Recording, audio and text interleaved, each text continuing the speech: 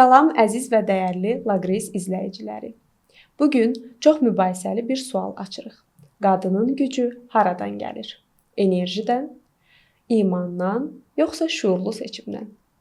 Son illər hər şeyi enerji ilə izah etməyə başlamışıq. Amma bir sual yaranır. Bu bizi gücləndirir, yoxsa məsuliyyətdən uzaqlaşdırır? Bu podkastda biz qaçmayacağıq.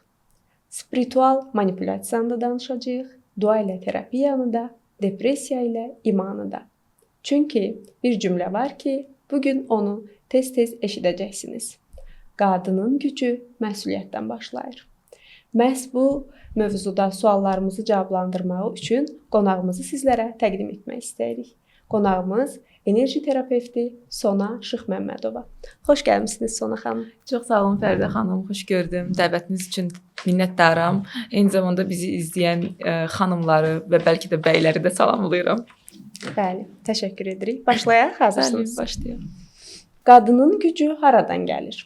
Enerji, iman, yoxsa şuur? Mən deyərdim ki, qadının gücü ilk əvvəl onun bətnindən gəlir. O bətin ki, Allah ona öz adlarından birini verib. Rəhim.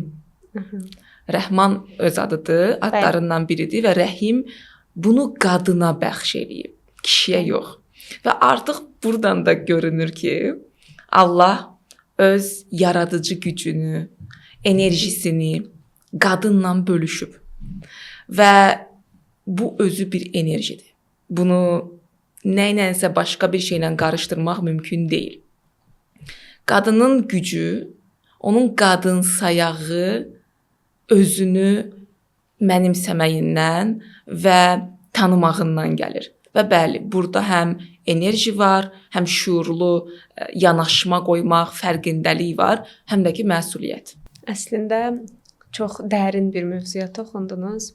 Yəni qadının gücü daxildən gəlir, yaradandan gəlir. Lakin sonra şuurlu bir seçimə çevrilə bilər. Əlbəttə çevrilməlidir. Çünki baxın, bu enerji elə bir şeydir ki, gəlin deyək ki, xam versiyada bir almazdır. O almaz hansısa bir işini bilməyən zərgərin əlinə düşsə məhv olacaq. Amma işini bilən bir zərgər onu işləsə, brilyanta çevriləcək. Eynisi qadın enerjisinə aiddir. Qadın bu enerjini fərqindəliklə, şuurlu seçimləri ilə birləşdirməsə, həba edəcək. Amma o enerjini açsa, öz üstündə işləsə, bətni ilə beyin arasında o birlikdəliyi qursa, o enerjidən istədiyi hər şey yaradacaq. Hərfiyyən istədiyi hər şey yaradacaq. Çox maraqlı və çox gözəl izah etdiniz. Təşəkkür edirəm. Hər şeyi enerji ilə izah etmək qadını məsuliyyətsiz edə bilərmi? Bəli, edə bilər. Niyə? Çünki enerji var. Tamam. Bunu biz zaten enerjidən ibarətik. Kişili, qadınlı fərq etməz. Amma enerji belədir deyə filan şeylər baş verdi demək, ya mən beləyəm demək, bu birbaşa məsuliyyətsizlikdir. Bizim bətnimiz, mən burada bətin üzərindən çox danışacağam. Şəxsən özüm terapiyada işlədiyim qadınlara da ilk bətni öyrədirəm. Çünki qadınlıq oradan başlayır. Həm fiziki qatda, həm emosional, həm spiritual səviyyədə. Ona görə də qadın əgər bu enerjini, yəni hər şey ona bağlayırsa, hər şey onun üstünə atırsa, bətinlə beyin arasında, xüsusən də ön beyin, frontal beyin arasında hardakı şuur var, hardakı məsuliyyət var, haraki bizim iradə gücümüzü, həyatı sorğulamağımız və digər məsələləri özündə ehtiva eləyir. Oranı inkişaf etdirməyəndə artıq həm öz həyatına qarşı, həm həyatına girən insanlar dünyaya uşaq gətiribsə öz övladlarına qarşı başlayır o məsuliyyətsizliyi göstərməyə və bunu fərqli formalarda yozmağa. Hər hansısa bir travmamıza enerjim düşüb deyə izah etmək qadını zəiflədirmi? Burada zəiflətmək sözündən əlavə mən hər bir travmanı enerji ilə bağlamağı düzgün hesab etmədiyimi deyərdim. Niyə? Hamımızın travmamız var. Əgər biz insan kimi gəlmişiksə, bir şeylər yaşamışıq. Valideynlərimizdən, cəmiyyətdən götürdüyümüz, öyrəndiyimiz bir çox şey elə travma yaradır. Amma bu travma enerji ilə əlaqəlidirmi? Mən bunu bu cür hesab etmirəm. Amma belə bir şey var.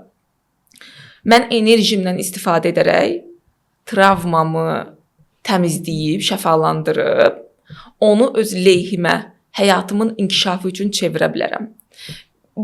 Travmanı enerjiyə bağlamaq biraz qurban psixologiyasıdır. Yəni bu belədir, mən beləyəm demək. Amma bir də var ki, insan məsuliyyəti əlinə alır, deyir, tamam, bu travma var, yaşamışam, yaşanmalıydı deməli ki. Amma mən həm də öz enerjimdən istifadə edib onu şəfalandıra bilərəm, həyatımın hansısa istiqamətlərini yoluna qoymaq üçün istifadə edə bilərəm. Baxın, o travmanın özü belə bizə yad bir şey deyil. Bizim ruhumuz bu dünyaya gələndə, necə deyərlər, ona hər şey göstərilir. Sən belə bir həyata gedirsən, valideynlərin filankəs olacaq və sən ölən günə qədər bunları yaşayacaqsan və bunlardan keçəcəksən. Yəni biz buna razılıq verib gəlirik. Bəs niyə bunu xatırlamırıq? Xatırlasaq, o biraz bizim üçün insan olaraq problem yarada bilər. Ona görə ruh bu dünyaya gələndə onun yaddaşı uşaq vaxt, yəni o ki danışa bilmədiyi dövrlərdə hələ də xatırlayır. Bəlkə də elə ona görə danışa bilmir. Mən biraz da belə hesab edirəm. Amma ondan sonra artıq həm burada iki faktor var. Həm bilərək unutdurulur. Çünki xatırlasaq biz ruh olaraq nələr bildiyimizi, biz insan kimi dəli ola bilərik. Çünki Allah bizə ağıl verib, zehin verib. Zehin, mən həmişə belə deyirəm ki, insana verilən həm lütfdür, həm lənətdir. İstifadə edə bilmirsə, lənətdir. İstifadə edib kontrola alırsa, bir lütfdür. Yəni ondan çox güclü istifadə edə bilər həyatını hər mənada gözəl qura bilmək üçün. Və ona görə də artıq bu ki, mənim ruhum bilir ki, mən bu travmaya razılıq verib getmişəm. Məsələn, anam deyək ki, mənə psixoloji şiddət göstərib. Mən o ananı özüm seçmişəm onsuz da. Ruh olaraq mən bilirdim, mən bu ana gələcəkdə mənə psixoloji şiddət göstərəcək. Bunun da mənim keçmiş həyatlardakı karmalarımla əlaqəsi var. Baxın, Allah ruha bir neçə dəfələrlə insan olmaq şansını verir. Niyə? Biz çünki hər dəfə, növbəti dəfə həyata gələndə İngilis dilində bir söz var, upgrade eləməliyik, yəni səviyyəcə yüksəlməliyik. Yəni keçmiş həyatlardakı karmik dərslərimiz var, borclarımız var. Bir sonraki həyatda onları daha da işləyib təmizləməliyik, yaxşılaşdırmalıyıq. Məsələn, nümunə olaraq biri deyək ki, keçmiş həyatında oğru olub və həbsə düşüb. Bu həyata gələndə onu təmizləmək üçün zəngin bir biznesmen olmağı seçə bilər və başqalarına əl tutar, yardım eləyər və bununla da öz karmasını təmizləyər. Neçə dəfə həyata gəlirik o zaman? Burada çox müxtəlif versiyalar var. Məsələn, hinduizmə görə, Hind spiritualizminə görə ruhlar 3 yaşa bölünür, yaş kateqoriyasına. Birinci cavan ruhlar 200-300 həyat yaşamışlar. İl yox, həyat. İkinci orta yaşlılar 300-500 arası həyat yaşayanlardılar. Sonuncu kateqoriya qoca ruhlar, onlar isə 500-700 həyat yaşamış olurlar. Yəni onlar artıq bir mərhələdə yenidən insan olaraq qayıtmamağı da seçə bilirlər. Və ona görə də hər dəfə gələndə deyək ki, məsələn, anam dedik bayaq mənə psixoloji şiddət göstərib. Mən baxıram ki, bu mənim keçmiş həyatdan hansı travmamı təmizləməyim üçün mənə lazımdır. Bunu da tək başına oturub düşünərək eləmək mümkün deyil. Biraz daxilə boylanmaq, o enerjidən istifadə edərək daxilə boylanmaq və özünlə bir dialoq qurmaq lazımdır. Və yalnız onda məsuliyyətsizliyi bir kənara qoyub həyatın ipini, kontrolunu ələ alıb, travmaları da təmizləyib və həyatı çox daha yaxşı bir şəkildə davam eləmək olar. Köhnə həyatdakı karmanı öyrənmək üçün özümüz tapa bilirik bunu, yoxsa reqressiya olmalıdır mütləq? Burada tək başına o zaman tapa bilər ki, insan artıq spiritualizm yolunda çox irəliləyib. Amma heç belə bir şeylər eləməyibsə, reqressiya lazımdır. Lakin burada başqa bir məqam var. Məsələn, deyək ki, bir insan gəlir ki, mən reqressiya istəyirəm. Amma buna qədər heç bir spiritual təcrübəsi yoxdur, meditasiyalar eləməyib, nəfəs praktikalarından anlayışı yoxdur və heç bir terapiya keçməyib. Şəxsən mən o insana reqressiya eləməyəcəm. Çünki, baxın, bizim həyatımız qat-qat gedir. Bu həyat bizim ilk qatımızdır. Və biz o həyatda əvvəlcə bu həyatda yaşadıqlarımızın bizdəki təsirini təmizləyib, sonra daha dərinə düşməliyik, enməliyik. Yəni qat-qat getmək lazımdır. Mən həmişə sual verirəm reqressiya istəyənə, hətta eləməsəm belə. Deyirəm, niyə istəyirsən bunu? Və ya daha əvvəl kimlənsə eləyib. Deyirəm, elədin. Bu həyatda hansı təsirini gördün fiziki reallıqda? Deyir, heç nə. Dedim, onda boşuna enerji sərf eləmirsən. Çünki mütləq əgər keçmişlə bağlı, reqressiya ilə bağlı bir seans ediriksə, onun indiki reallığımızda bir maddi təsiri olmalıdır. Maddi dediyim material təsirdən. Ya münasibətlərimizdə, ya karyeramızda, ya bilmirəm, bolluq, bərəkətdə, indi hər nədirsə, mütləq bir təsiri olmalıdır. Yox, olmursa biz sadəcə boş-boşuna zamanda səyahət eləmiş oluruq. Siz etmisiniz?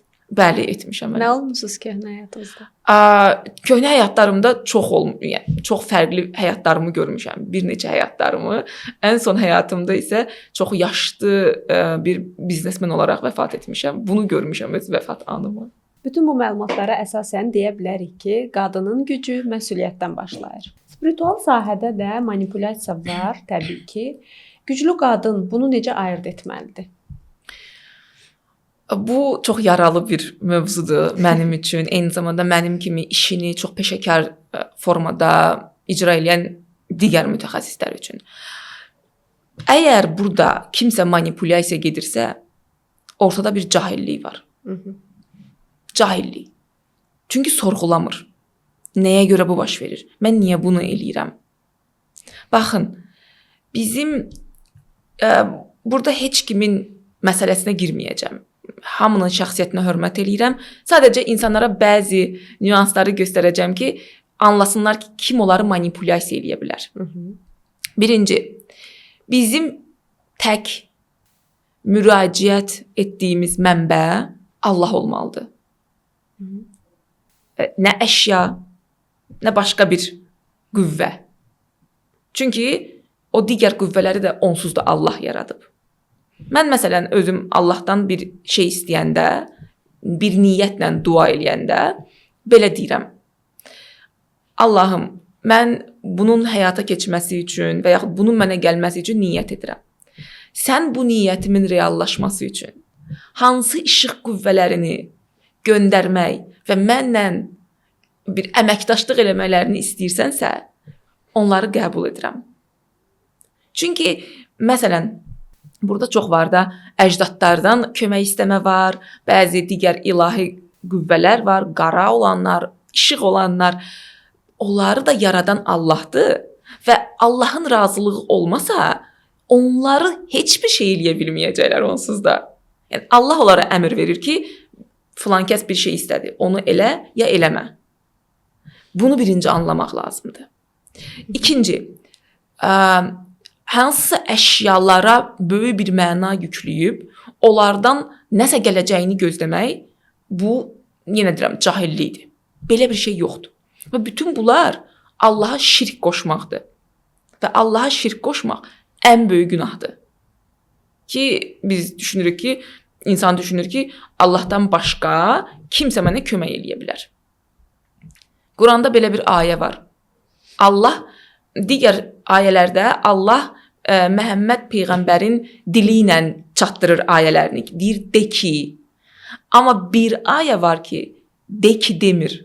Sadəcə birbaşa özü öz bəndələrinə müraciət edir. Deyir, biz onlara şah damarından daha yaxınıq. Yəni insan artıq burada nə isə hiss eləyəndə dilinə gətirməsə belə Allah bilir onun içindən nə niyyət keçir, nə arzusu var, hədəfi nədir və yaxud hansı duyğuları yaşayır. Belə olan halda biz necə onu qoyub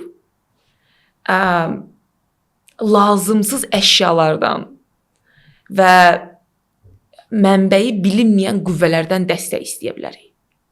Məsələn, mənbəyi bilinməyən qüvvə, məsələn deyirəm də, nə məsələn? Burada ola bilər ki, xanımlar izləyər, məsələn də ayırd eləyə bilməzlər. Məsələn, bu sahədə olan insanlar hərəsi fərqli-fərqli qüvvələrlə işləyirlər. İşıqla da işləyənlər var, qara qüvvələrlə də işləyənlər var. Və ilk öncə insanlar başa düşməlidirlər ki, həmin insanın səhifəsini bir analiz eləmək lazımdır. Enerjisini tutmaq lazımdır. Və bu insan işıqdan mı danışır, yoxsa qaralara mı meyillidir? Qara dediyim nədir? Yeraltı qüvvələr. Yəni, məsələn, Lilith və digərləri. Onlar işıq qüvvələri deyirlər. Nə qədər təqdim olunsalar da deyirlər. Bunlara şeytan və yaxud da cin deyə bilərik? Yəni, bəzilərinə deyə bilərik, bəli.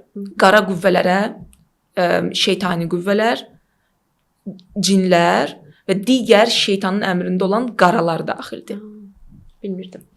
Və belə bir şey var. Deyək ki, kimsə bir insan üçün onlardan kömək istəyir. Onlar verdiklərini geri almadan əl çəkmirlər. Heç bir şey olmasa da başlayırlar o insanın enerjisi ilə qidalanmağa. Qara qüvvələr həmişə işıq qüvvələrin enerjisi ilə qidalanırlar. Onlar işığa acdılar. Və harda tapsalar qorunmasız, müdafiəsiz bir işıq qüvvəsi və bilavasitə dolayı yolla da olsa ondan kömək almış birini, onun enerjisi ilə qidalanmadan ondan əl çəkən deyirlər. İnsan da bir baxır ki, tamam bir müddətlik hansısa işləri yoluna düşür, nələrsə baş verir, amma sonra durğunluq yaranır və daha artığı enerjisində bir geriləmə yaşayır. Yorğunluq, halsızlıq, depressivlik, vəsvəsələr və s. Amma bu bir müddət sonra baş verir deyə əlaqəni tuta bilmir ki, bu hardan gəldi? Baxın, qara bu cür işləyir. Və ona görə də çox diqqətli olmaq lazımdır. Kimdən nə edirik? Kimdən necə kömək istəyirik? Bir də ki, insanın öz deyərdim, görünüşünü, özünü təqdim eləmə formasını analiz eləmək lazımdır. Bu özünü necə təqdim eləyir?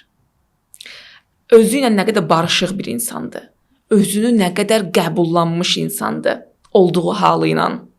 Məsələn, məndən bir terapiya alan pasiyentim var. İlk gələndə bilirsinizmi nə dedi? Dedi, Sona xanım, mən sizi tanımıram, səhifənizi çox incələməmişəm. Sadəcə ağ saçlarınızı görüb gəlmişəm. Deyir, o ağ saçlarınız məndə bir fikir yaratdı ki, bu insan özünü nə qədər qəbullanıb ki olduğu halı ilə.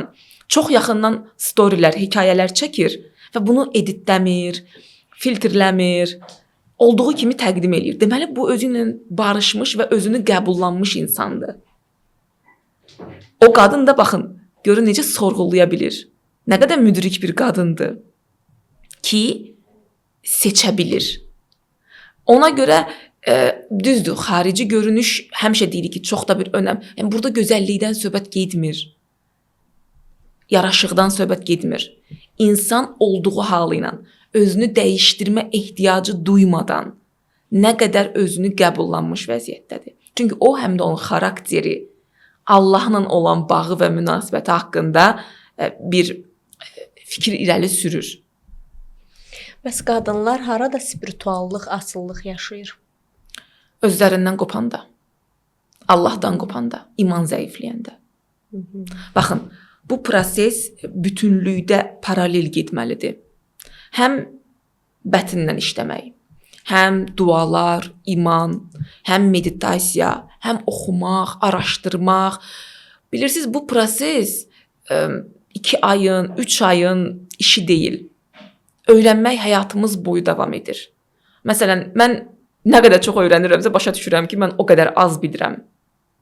Hər dəfə eqom daha da sınır. Çünki anlayıram ki, mən özüm kitabam, insan bir kitabdır. Mən özümü nə qədər üzə çıxardıram. Başa düşürəm ki, yox. Deyəsən bu proses heç vaxt bitməyəcək. Ona görə nə qədər ki biz Allahla bağımız zəifdir, biz başqalarından asılılığa düşürük. Amma nə vaxt ki onunla bağımız çox güclüdür, hər bir şeydə ona tutunuruq, asıllılıq da olmur. Burada bir nümunə çəkim sizə. Harca 2 gün əvvəl bu iş çıxışı vaxtlarında şəhərdəydim və bir yerə tələsirdim. Taksi tapa bilmədim. Dedim, tamam, metrodan istifadə edəcəm.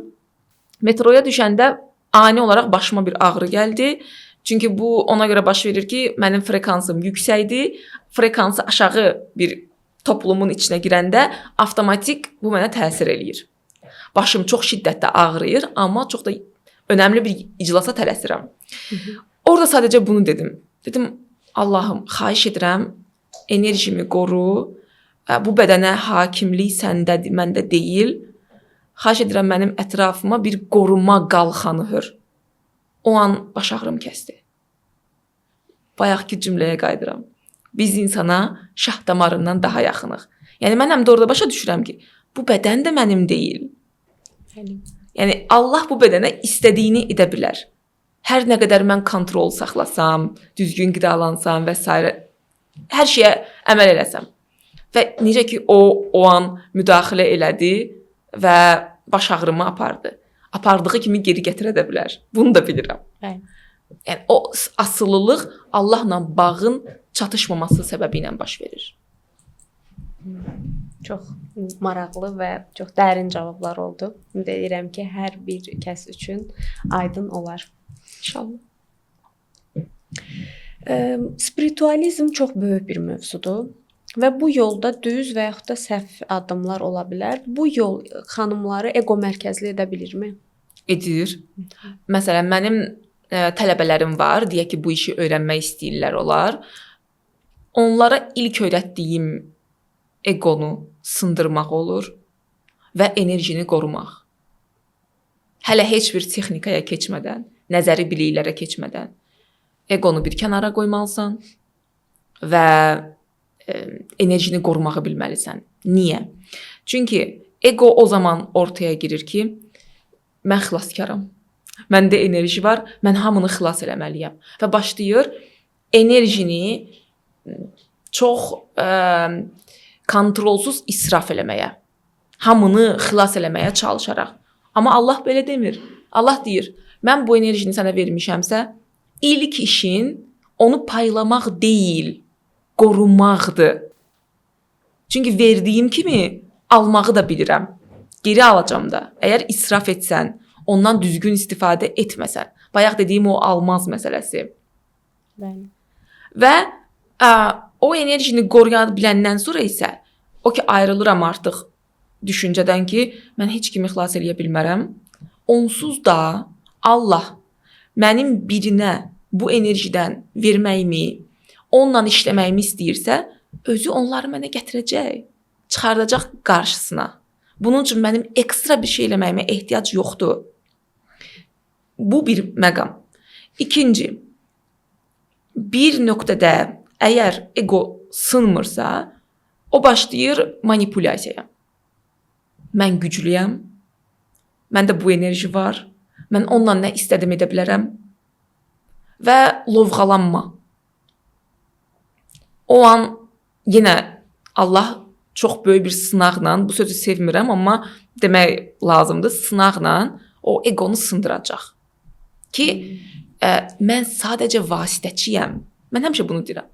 Mən sadəcə kanalam. Göydən gəlir, mənim taç çakramdan girir, kanalımız var da, hamımızın bir Bəli. enerji borumuz var.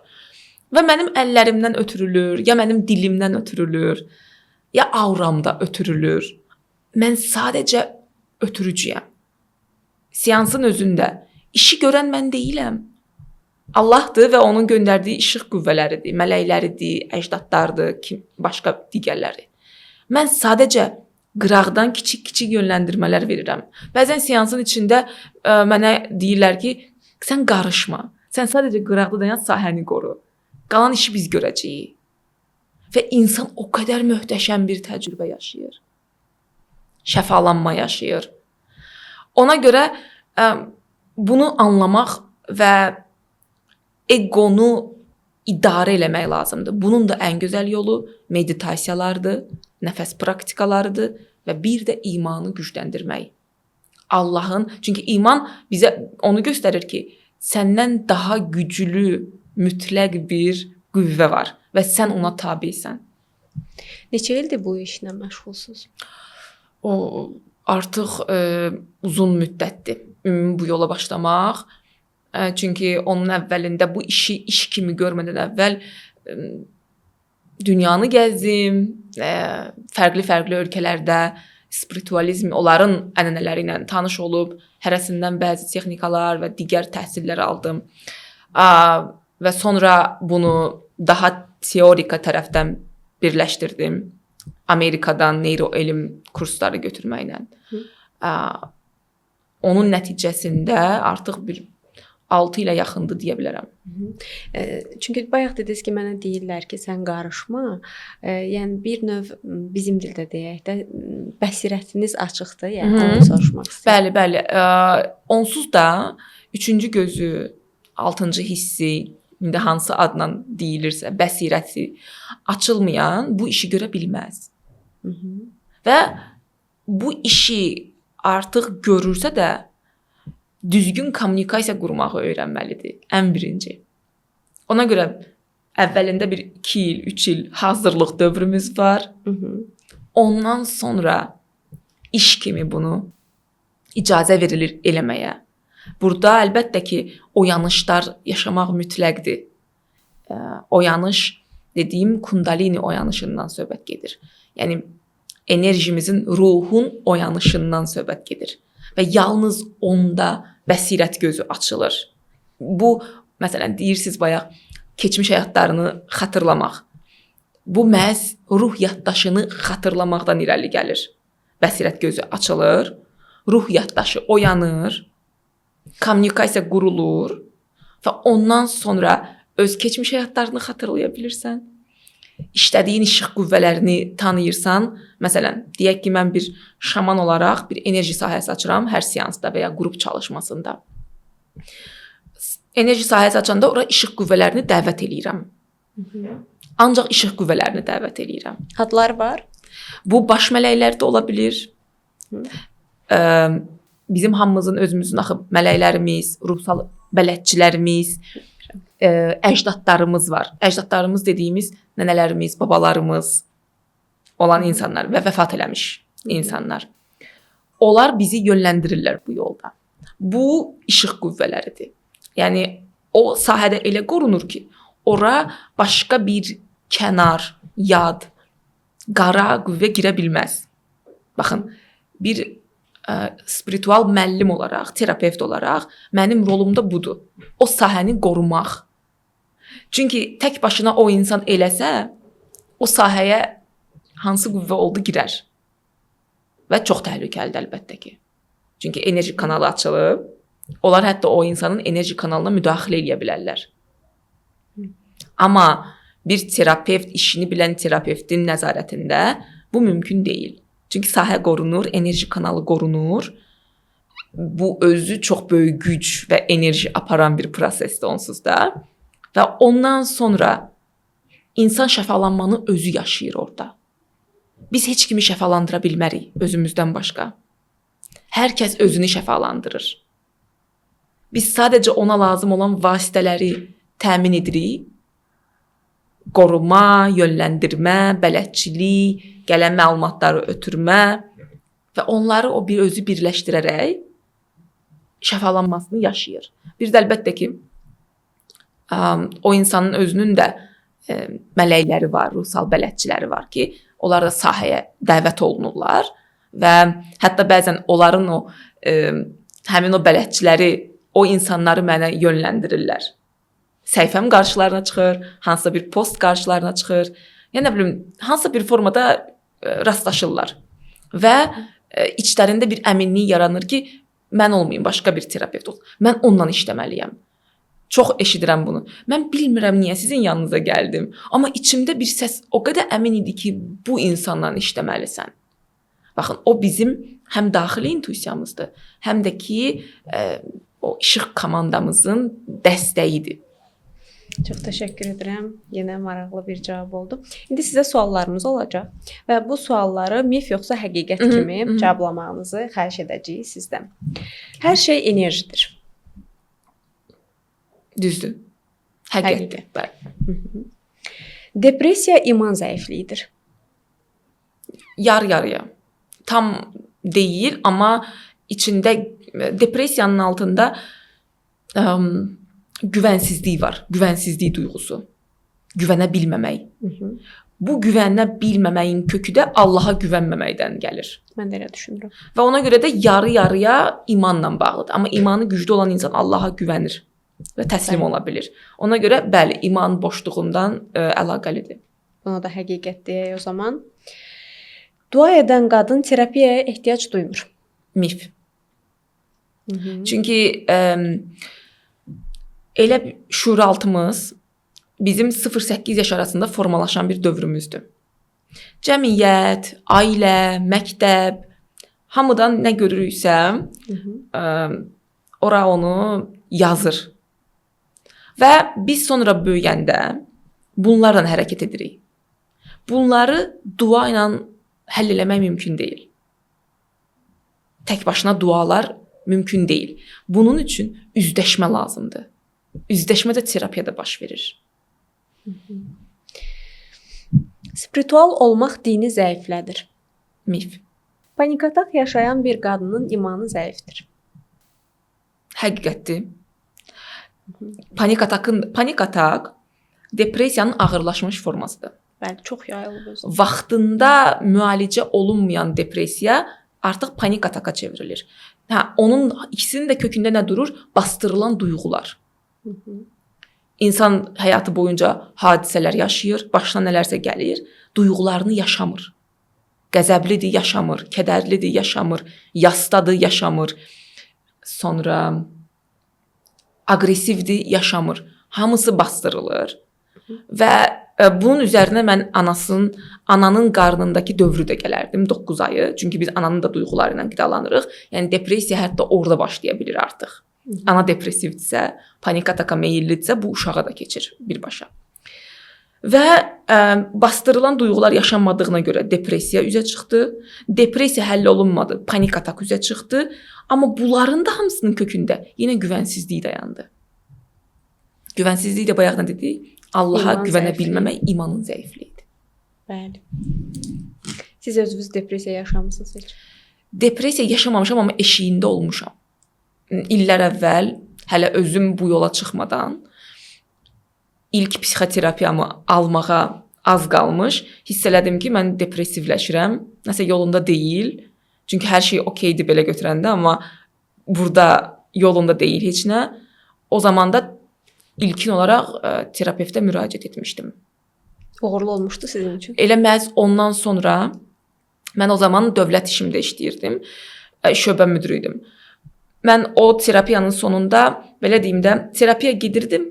O sadəcə psixoloq terapiyası idi, yəni söhbət idi. Amma evdə özüm də həm də nəfəs praktikaları eləyirdim, meditasiyalar eləyirdim. Bu üçünü birləşdirmişdim.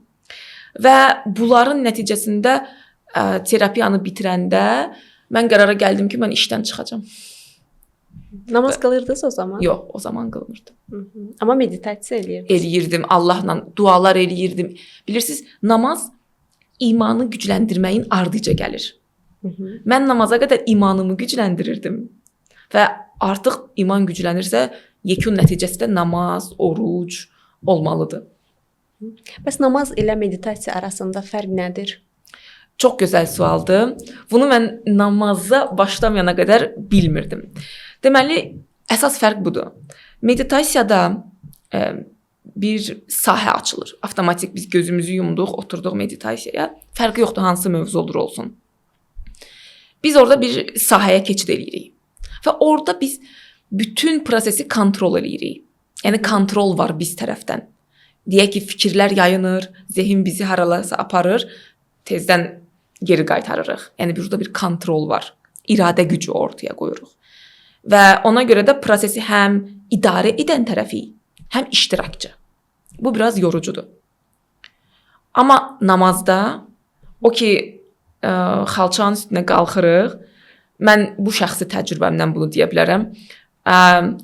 İlk dəfə mən namaz qılanda gördüm ki, bir qapı açıldı. Mən ora addım atıb sözləri deməyə başladığım an bir portal açıldı. O qədər bir axış var idi. O qədər bir təslimiyyət var idi. Və mən o an başa düşdüm ki, burada kontrol məndə deyil. Bu sahədə kontrol Allahın əlindədir. Mən onun sahəsindəyəm. Yəni o icazə verib deyə mən gəlmişəm bu sahəyə. Mən sadəcə burada iştirakçıyam. Heç bir şeyi kontrol eləmirəm, idarə eləmirəm və sadəcə axışda qalıram. Belə çay axar, qayıq onun üstü ilə gedər idarəsiz. Eyni o formada gedirəm. Və bu mənə o qədər zövq vermişdi ki, mən ağlamışdım. Dində buna xuşu deyirlər. Bəli, xuşu anı, bəli. Bu meditasiyada yoxdur. Bəli, çox dərin meditasiyalar var ki, kvant sahəsində meditasiya, astralda meditasiyalar. Orada da kontrolu buraxmalıyıq. Amma orada yenə bir idarə var ki, zehin yayındıra bilir. Bilinç var da orada. Bəli. Amma burada avtomatik o sanki hipnoz olunursan yaxşı mənada. Və zehin ortadan tamamilə çıxır, ego sınır. O ki səcdəyə gedib baş əyən an mən daha ali bir gücün qarşısındayam. O an hər şey bitir. Hər namazda yaşayırsınız bunu. Demək olar ki, hələ də.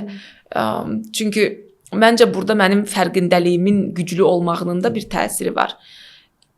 Meditasiyalarda bu qədər fərqindəliyin yaranması, mən bugünə qədər çox fərqli növ enerji çalışmaları etdirmişəm özümə. Yəni Azərbaycanda olmayanları belə etdirmişəm. Ona görə hər sahədəki fərqi anında tuta bilirəm. Nədir? Nə fərq var? Bu çalışmanı eləyəndə necə bir sahə açılır? O birisini eləyəndə necə bir sahə açılır? Namazda necə bir sahə açılır? Və bu fərqi görə bildiyim üçün bir də ki, ümumi proseslə bağlı fərqindəlik olanda bu hamıya aiddir. Biz o anı, Allahın huzuruna çıxma anını daha anda qalaraq yaşayırıq. Anın içində oluruq. Bir dəfə bir insan dedi ki, namazdır da, nədir ki, gözünü açıb qapayırsan, bitir. 3-4 dəqiqəlik bir şeydir. Elə deyil. Mən məsələn hər səcdədə çalışıram, o vaxt baxımından əgər dar deyiləmsə, 5-10 dəqiqə qalıram.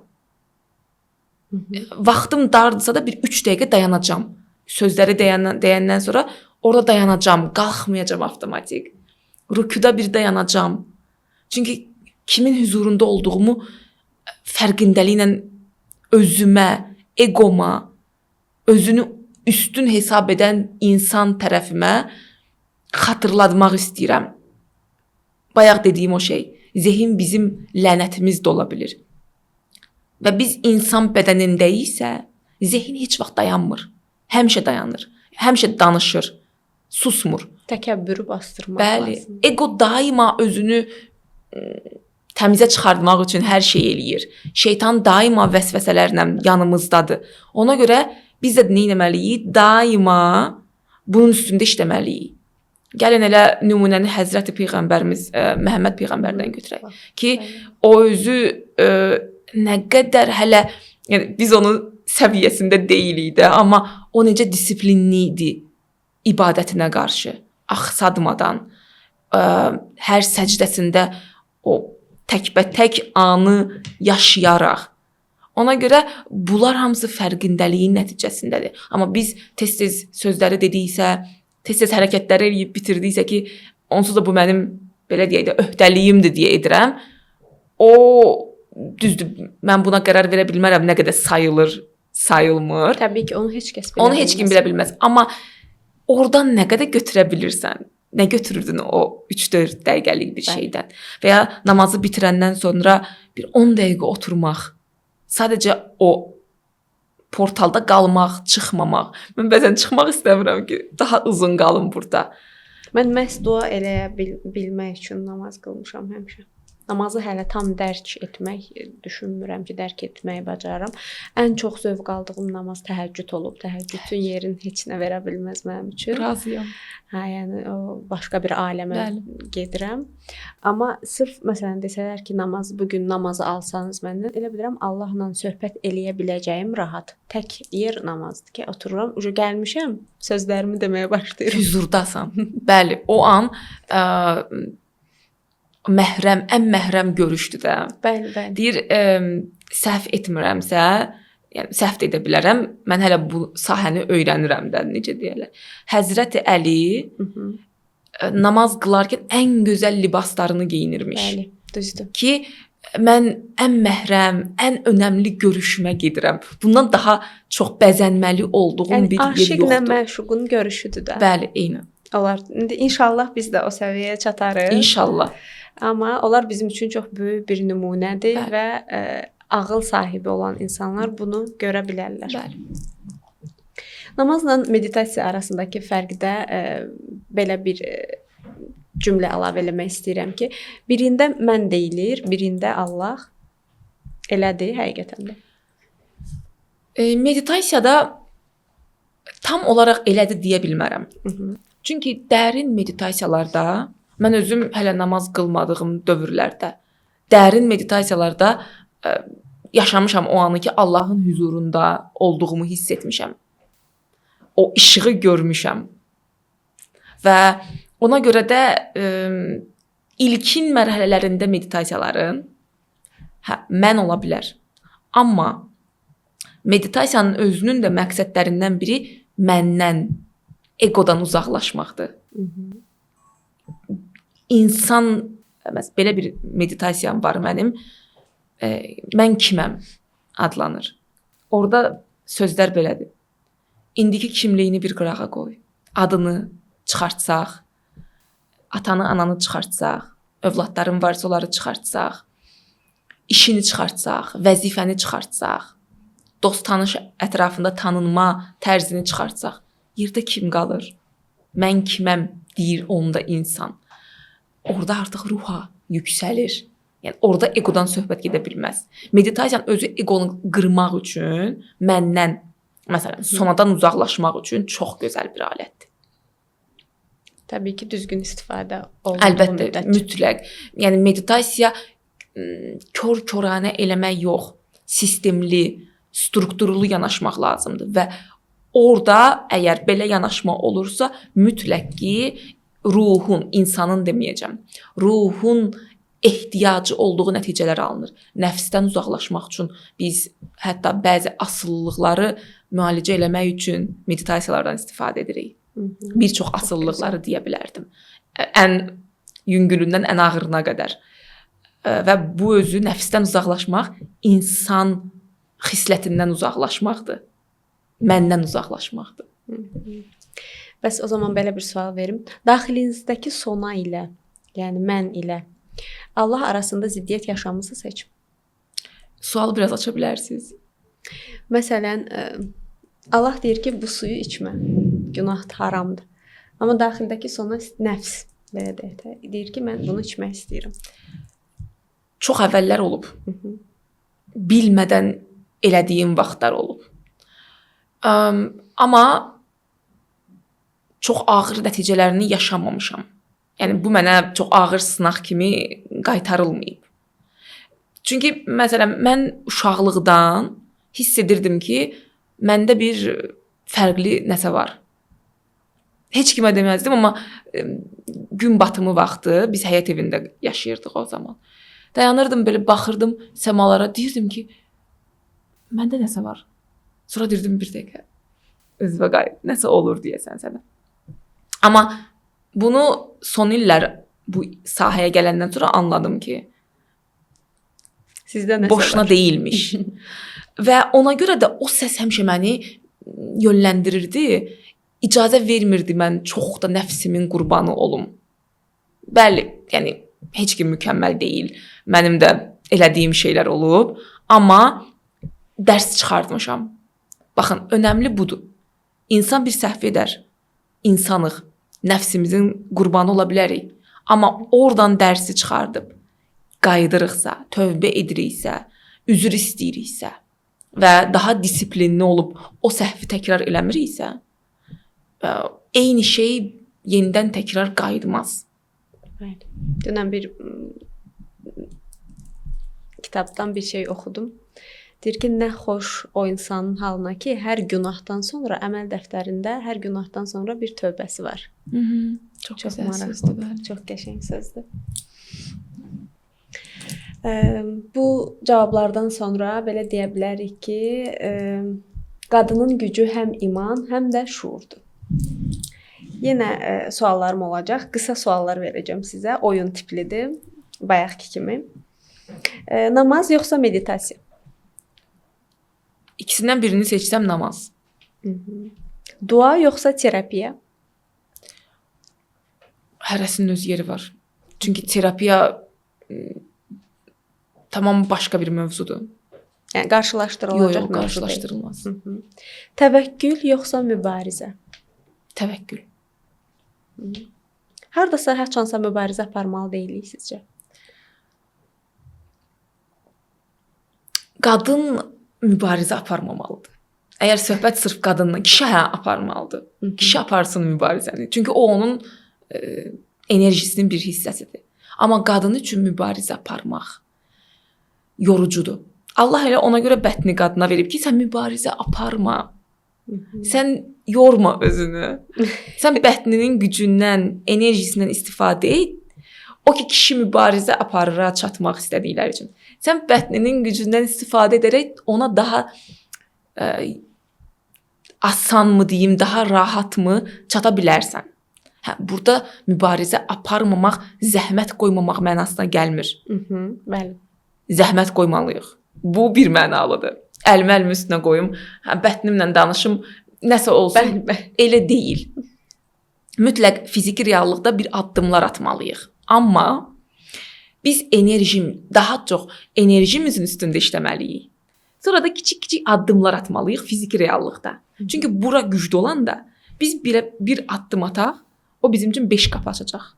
Düzdür. Və bu ancaq qadına məxsusdur, kişiyə məxsus deyil. Mənim özümün 20-lərimdə, 20-li yaşlarımda çox mübarizə enerjisində, yəni çox maskulin, kişi enerjisində yaşadığım dövr olub. O ki, artıq qərar verdim, işdən çıxacağam. O an o qədər qadın enerjimə keçid eləmişdim və başa düşürdüm ki, o həyat tərzi, o mübarizə məni sadəcə yorur və mənim sağlamlığıma mənfi təsir göstərməyə başlayır.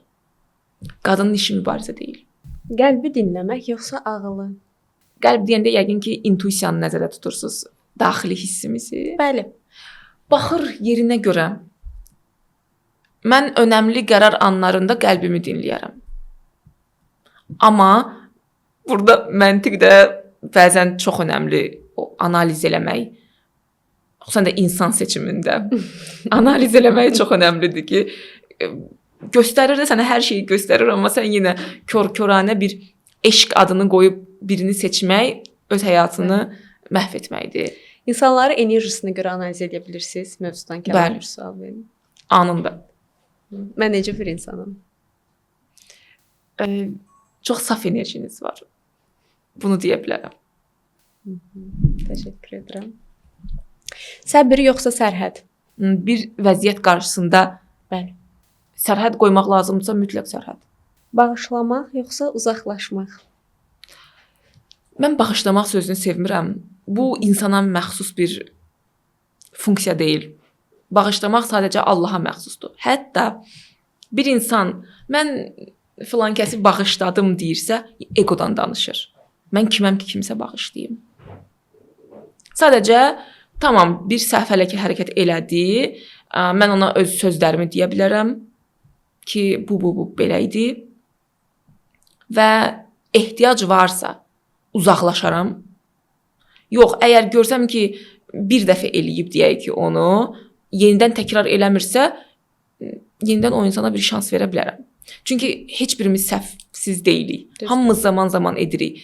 Əsəbi oluruq, ya çox yorğun oluruq, nəsə eləyirik. Amma bunu anında başa düşüb, tamam, mən səhv elədim deyə biliriksə, bunun qarşıdan, səni bağışladım sözünə, burada situasiya da önəmlidir. Bəli. Hansı situasiyadan söhbət gedir? Bağışlamaq, necə bağışlamaq?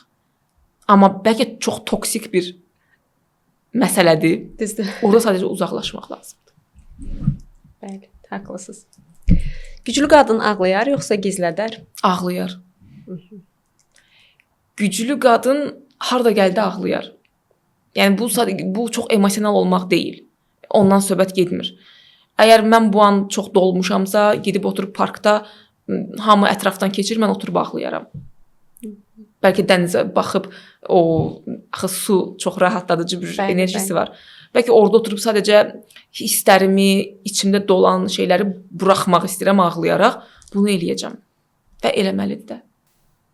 Qadına verilən ən böyük güclərdən biri də elə ağlamaqdır. Qadın daha rahat ağlaya bilir, asan ağlaya bilir, nəinki kişi. Kişi daha çox bastırır bunu. Və qadın dünya statistikasını götürsək, qadın ömrü daha uzundur nəinki kişilərin. Niyə? Çünki hisslərini anında ifadə edə bilirlər. Ağlayaraq da göz yaşları ilə buraxırlar. Bəli, ağlamaq bizim üçün onda bir terapiyadır. Bəli. İnanclı bir qadındır, amma içində boşluq hissi var. Bu nədən irəli gəlir? Bu bir çox səbəbdən irəli gələ bilər. Birincisi, o insanın həyat hekayəsinə baxmaq lazımdır. Boşluq sevgi boşluğu ola bilər. Diqqət boşluğu ola bilər, qayğı boşluğu ola bilər.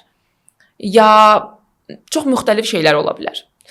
Əgər sevgidən söhbət gedirsə, boşluq olaraq, ümumi ruh boşluğundan danışırıqsa, o insanın inanclı olduğunu tam deyə bilmərəm. İmanının çox güclü olduğunu deyə bilmərəm. Baxın, sevgi, həqiqi sevgi təkdir. Və o ancaq Allaha məxsusdur. Bəli, ilahi sevgi. Bəli. Başqa digər sevgilər, insani sevgilər o sevginin proyeksiyasıdır. Yəni hansısa bir hissəsidir. Biz insanları Allaha görə sevməliyik. O ilahi sevgiyə görə sevməliyik. O insanların özlərinə görə yox. İnsanlar valideynlərimiz, partnyorlarımız, həyat yoldaşımız, uşaqlarımız, ən yaxın çevrədən danışmaq istəyirəm. Və yaxud çox yaxın dost ola bilər, rəfiqə ola bilər. O insanlar da bizim kimi Allahın yaratdığı varlıqlardır. Və biz ona verməli olduğumuz sevgini insanlara verəndə boşluğa düşürük. Çünki sevgi düz ünvana getməyib. Və o insanlar onun qədrini bilməyəndə biz yenə boşluğa düşürük. Bir növ enerjimiz gedir də. Bəli, o sevgi enerjisi, sevgi özü enerjidir. O enerjini lazımi yerə sərf etmirik. Amma biz o enerjini ünvanına verəndə o daha da böyüyür və bizə ətrafımıza sevgi göstərən insanlar gəlir. Ona görə boşluq varsa orada oturub sorğulamaq lazımdır. Mən burada bir meditasiya eləyərdim. Ki bu boşluq nədir? O boşluqla bilirsiniz, bizim insanlar qaçırlar. Ağrıdan qaçırıq, üzləşmədən qaçırıq, boşluqda qalmaqdan qaçırıq. Bir şeydən nə qədər çox qaçırsansa, ona daha çox ehtiyac duyursan. Məsələn, bir pasiyentim var, bəydir. O həyatının müəyyən bir dönəmində keçən il boşluqda qalmalı olub, yəni universe, kainat ona göstərib ki, bu sənin boşluqda qalma vaxtındır. İnziva, tərk-i dünya olmalı vaxtındır. Allah onu inzivaya dəvət edib. O orada qalmayıb, başqa bir münasibətə girib. Və o münasibətlə onun başına elə hadisələr gəlib ki, ondan sonra o özü inzivaya çəkilmək ehtiyacı duyub. Dediyim söz budur. Nədən qaçırıqsa, ona daha çox ehtiyac duyuruq. Söhbət üzləşmə, boşluq, o ağrını tanımadan gedir. Bəli. Ən gözəl, onu buraxmağın ən gözəl yolu üz-üzə oturmaqdır. Meditasiyada. Gəl oturaq, danışaq. Niyə burdasan? Və ya mən niyə bu boşluqdayam? Nə çatmır? Və mümkün deyil ki, orada cavablar alınmasın. Bir dəfə, 2 dəfə, 10 dəfə. Bu bir dəfə ilə olan bir şey də deyil. Ona görə deyirik, davamlılıq, intensivlik və disiplin. Bunlar o nəticəni gətirir. Yəni demək istəyirsiniz ki, məsələn bir qadın dua eləyir, meditasiya eləyir, amma həyatında heç nə dəyişmirsə, burada problem qaçmağıdır. Bəli. Düzdür?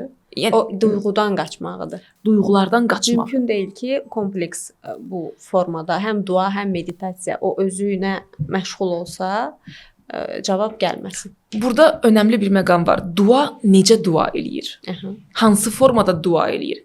Bizim insanlar elə başa düşürlər ki, dua ancaq nəsə istəməkdir. Amma belə deyil axı. Keçən dəfə bir söz qarşıma çıxdı. Deyir, mən deyir hər dəfə dara düşəndə Allahı xatırlayıram. İlk Allahı xatırlayıram. O birisi ona deyir ki, bəs ən yaxşı anında belə ilk kimi xatırlayırsan. Belə qalır, Çox pisdir. yəni deyir, hə də Allahı xatırlamıram. Deməli ki, biz sadəcə nəsə istəyəndə yox, ən gözəl anımızda belə ilk onu xatırlamalıyıq. Bəli. Və duanın məqsədi də nəsə istəmək yox, onunla bir baş-başa qalmaq, onu tanımaq, Məncə ona şükür daha yaxın eləmək olmaq. birinci. Elə bunlar şükür eləməkdən başlayır. Çünki biz şükür elədikcə ona daha da yaxınlaşırıq. Bağ qururuq. Üzrxahlıq eləyirik. Zaten üzrxahlıq elədikdən sonra o özü bizə lazım olan nələr varsa, onları bizə lütf eləyir. Ekstra bir şey istəməyə ehtiyac qalmır. Qadının gücü sərhəd qoymaqdır. Yenə bir oyun tipli suallar verəcəm sizə və xahiş eləyəcəm ki, maksimum bir cümlə ilə Tamam. cavablayın. Qadının gücü nədir? Bətni. Ən təhlükəli spiritual yanılma. Spiritual enerjim varsa, bəsirət gözüm açılıbsa, nə istədim edə bilərəm. İmanla bağlı ən böyük yanlış. Bir dəfə etdimsə yetərlidir. Aldadılan qadına bir cümlə. Bu mövzu 2 hiyərə bölünür mənim üçün. Ona görə bir cümlə ilə demək çox çətindir. Mən həm kişi pasiyentlərimdən işləyirəm, həm qadın pasiyent. Çünki məsələnin hər iki tərəfini bilirəm deyə. Ona görə sırf burada qadına bir söz deyə bilmirəm. Açıq kommunikasiya. Hər bir halda. Açıq kommunikasiya qurmaq. Özünü itirən qadına bir cümlə. Allahı tapsın. Özünü itirmək Allahı itirmək deməkdir. Bəli. Sizin bir qadın olaraq ən çətin imtahanınız nə olub? Biraz şəxsi sual. Səbirli olmaq, səbirdə qalmaq. Hələ də davam eləyir deyərdim. Çünki səbirdə qalmaq nə mənada? Şəxsi də olsa deyim, ana olmaq mənasında. Mənim 33 yaşım olur və artıq bətin oradan deyir, hello, biz nə vaxt uşaq dünyaya gətiririk, mən hazıram və bu hiss çox güclüdür. Amma bir tərəfdən də Allah deyir ki, hələ vaxtı deyil. Sənin ondan əvvəl, ana olmadan əvvəl görməli olduğun işlər var, missiyan var və onları eləməlisən ki, sonra filan yaşında ana olasan. Və bu bəzən çox səbirdə qalmaq çox çətindir. Bəs belə bir sual verim. Heç inancınız sarsılıb? Daxilinizdəki mənə və yaxud da Allaha?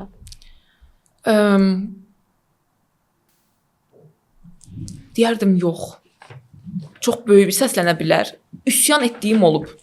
Bəzən üsyan etdiyim olub. Amma çox belə ani baş verib. Tez toparlamışam, qayıtmışam. Amma inancım sarsılsın. Deyərdim, mən 18 yaşımdan bəri işləyirəm. Universitetin 3-cü kursundan oxuyandan bəri. Və həmişə belə bir devizim olub həyatda ki, hərəkət bərəkətdir. Bəli, düzdür. Çünki görmüşəm ki, mən o şanslı olmaq məsələsi var ha. Mən ona inanmıram. İnsan nə qədər hərəkətdədirsə, Allah da bir o qədər onun üçün qapıları açır. Yəni o deyir səndən hərəkət, məndən bərəkət məsələsi, eyni söz. Və ona görə də mən daima o inancda qalmışam ki, mən öz üstümə düşəni elədikcə o da öz üstünə düşəni, mənim gücümün çatmadığını edir. Sadəcə biraz tələsməmək və o zamanlamaya güvənmək lazımdır. Çünki burada zamanlama məsələsi də önəmlidir.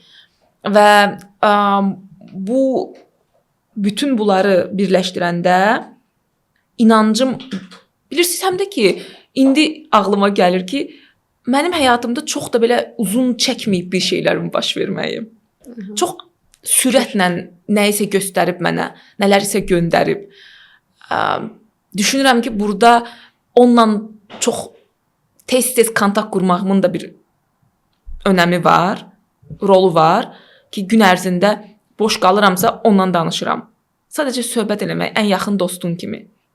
Və bu özü inancı, imanı çox gücləndirir.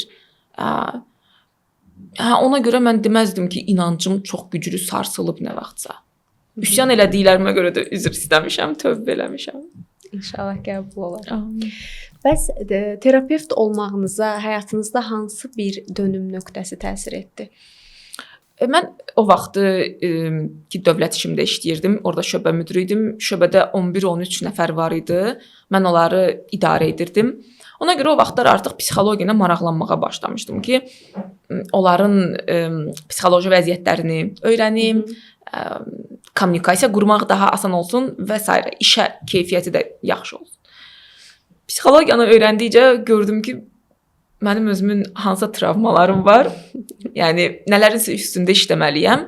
Psixoterapiya aldım onun ardınca. Və ondan sonra orada biraz indi haqsızlıq deməzdim buna, amma o vaxtda haqsızlıq kimi görürdüm bu şeyləri. Ümumi birləşdirsək, yəni mənfəət güdən insanlar mənim arxada işləməyimi istəyirdilər ki, özləri qabağa getsinlər də, necə deyərlər. Mən də belə bir xarakterdə olan insan öz-özümə deyirdim ki, axı sən özün öz işinin sahibi, lider olmaq bacarığın varsa, niyə sən kiminsə qabağa getməsi üçün işləməlisən? O vaxt mənə hansı mükafatlar vəd edilirdi, verilmirdi. Onun əvəzinə layiq olmayan insanlara verilirdi. Və bunlar hamısı mənim qəlbimi artıq çox qırmışdı. Mən başa düşürdüm ki, orada heç bir potensialım yoxdur irəliləmək mənasında.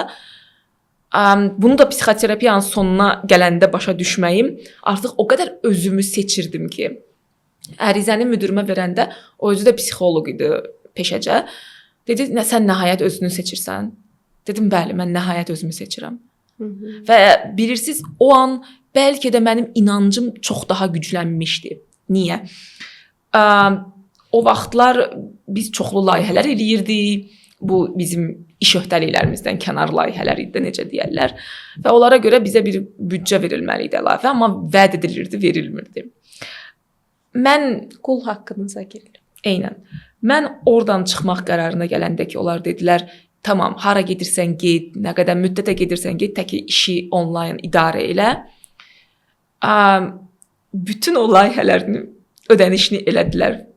Mən Baliyə artıq tək tərəfli bilet almışdım. Bilmirdim ölkəyə nə vaxt qayıdacağam. 7-8 ayda qayıtmadım onsuz da. Dünyanı gəzdim qarış-qarış və o an başa düşdüm ki, sən öz yolunda olanda, sən öz həqiqətinin arxasıca gedib cəsarət göstərəndə, Allah sənin üçün qapıları taybatay açır və səni təmin edir. Sən özünü seçəndə. Orada onların hamısı da Allahdan gəlirdi. Mənim yoluma hazırlıq görürdü. Sonra mən gedib İndoneziyada məktəbdə işləyirdim. Müəllim kimi. Mənim öz peşəm ingilis dili tərcümə olub. Və orada onlar mənim bütün xərclərimi qarşılayırdılar. Və bu mənim özümün artıq yetəri qədər büdcəmi spiritual inkişafıma yönləndirməyimə kömək eləyirdi. Orada qala-qala gedib Hindistanda təhsil almışdım. 1 ay meditasiya müəllimliyi və s. Belə-belə, yəni sistem o qədər mükəmməl tənzimləyirdi ki, mən o qədər gözəl axışdaydım ki, Baxın, qadın enerjini tanımaq budur. Allah deyir, sən özünə dəyər verəndə, mən də sənə dəyər verirəm. Amma insan özünə dəyər verməyəndə, öz bacarığına dəyər verməyəndə və dəyər verilmədiyi yerdə qalmağı seçəndə, hər mənada, şəxsi münasibətlər olsun, iş yeri olsun, orada Allahdan bir şey istəyə bilməz. Allah deyir, sən bir cəsarət elə, ardını mən gətirəcəm. Baxın, cəsarət özü, risk götürə bilmə özü Allaha güvənə bilməkdir. Burada kör-körənə riskdən də söhbət getmir. Mən başa düşürəm ki, bura mənə artıq fayda vermir. Mən nəsə başqa bir şey eləməliyəm, amma cəsarətim çatmır. Ondan söhbət gedir. Bəli. Təşəkkür edirik dərin bu məlumatlar üçün. Yenə sizə bəzi cümlələr deyəcəm, amma yarımçıq deyəcəm və sizin tamamlamağınızı xahiş edəcəm. Qadının gücü başlayır bətnindən. Bunu təkrar deyə bilərəm. Spiritual yolun təhlükəsi təhlükəsiz görünməsindədir. Çox gözəl cavabdır.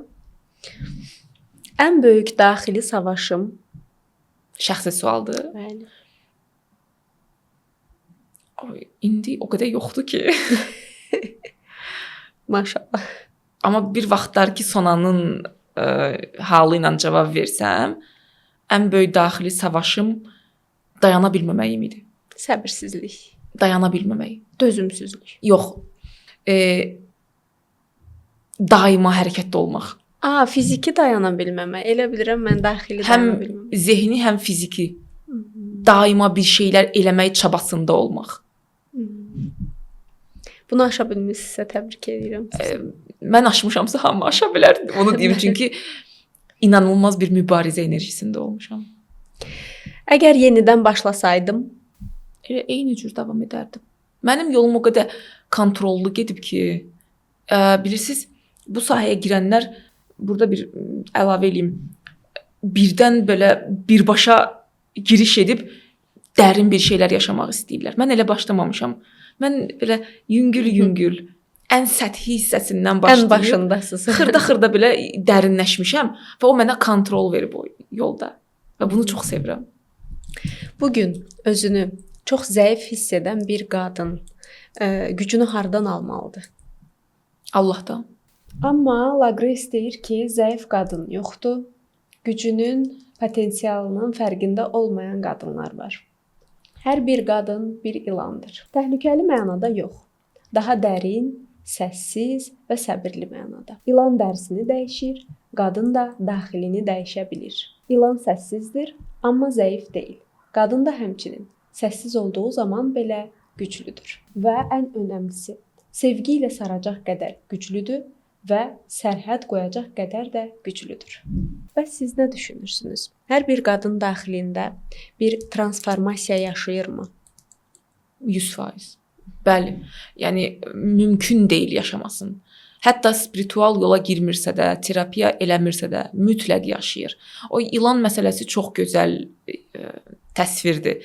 Çünki biz daima dərimizi dəyişirik. Amma ilan o dərisini dəyişərkən o qədər səbirlə, aram-aram, tələsmədən eləyir ki bunu. Vaxtını gözləyərək. Sonra o yerinə yeni dərinin gəlməyi. Qadın bunu onsuz da hər ay yaşayır. Hər ay biz bunu yaşayırıq. Bu bizə yad bir proses deyil ki. Qadın hər ay menstruasiyana ölür və dirilir. Daxili təmizlik. Yenilənmə həm də. Yenilənmə, bəli. Təmizlənmə və Düzgün yenilənmə. Və ona görə də bu prosesi biz özümüzdən kənarda görə bilmərik. Təşəkkür edirəm. Çox dərin, çox maarifləndirici bir cavab oldu bu. Unutmayın, qadının gücü məsuliyyətdən başlayır. Qadının gücü sərhəd qoymaqdır. Qadının gücü həm iman, həm də şuurdur. Bugünkü podkastımızda bizə həmsöhbət olan Sona xanıma gəldiyi üçün çox təşəkkürlərimizi bildiririk. Mən də təşəkkür edirəm dəvətiniz üçün. Çox xoş oldu burada bugün sizlə bu söhbəti etmək. Bizə də.